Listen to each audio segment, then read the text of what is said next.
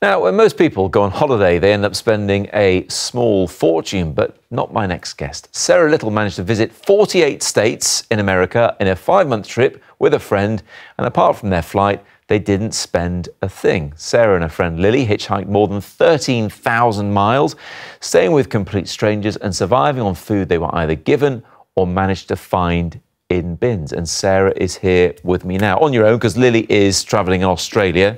Yes. Is she doing that on the cheap? No, she's doing that in full normal life mode.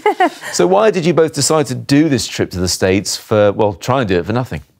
Well, I think, so Lily and I both met travelling. We both love travelling. We both, as cliche as it sounds, like to do things a little bit differently. And we like a bit of a challenge. So we thought of America as somewhere that we'd holidayed before and we'd kind of knew it from a tourist perspective.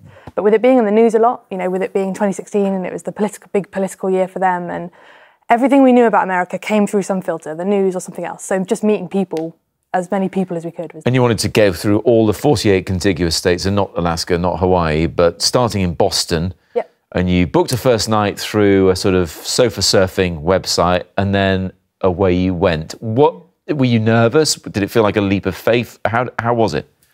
I think we'd both hitchhiked before. We trusted that we could do it, that it would be possible. I've never done it, so I find it quite scary. But yeah, I think a lot of people thought we were just out of our heads. I think they thought we were nuts. So we had a lot of convincing to do for other people, and that almost convinced ourselves.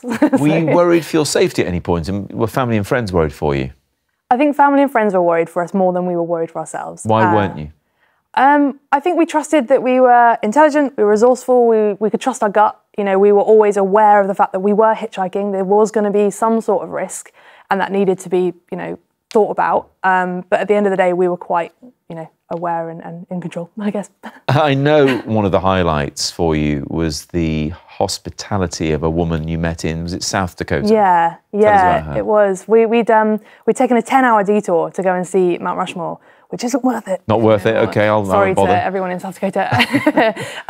But it was about 7 in the morning and we were walking up to the main road and this woman pulled over ahead of us. This is her? Yes, that's lovely Angie. Yeah, and so she pulled over ahead of us and was waving, shouting, "What are you doing in this heat with those bags? Where are you going? Do your mothers know where you are?" And so we explained to her a bit about what we were doing. We arranged for her to take us to Mount Rushmore. She lived over in that direction.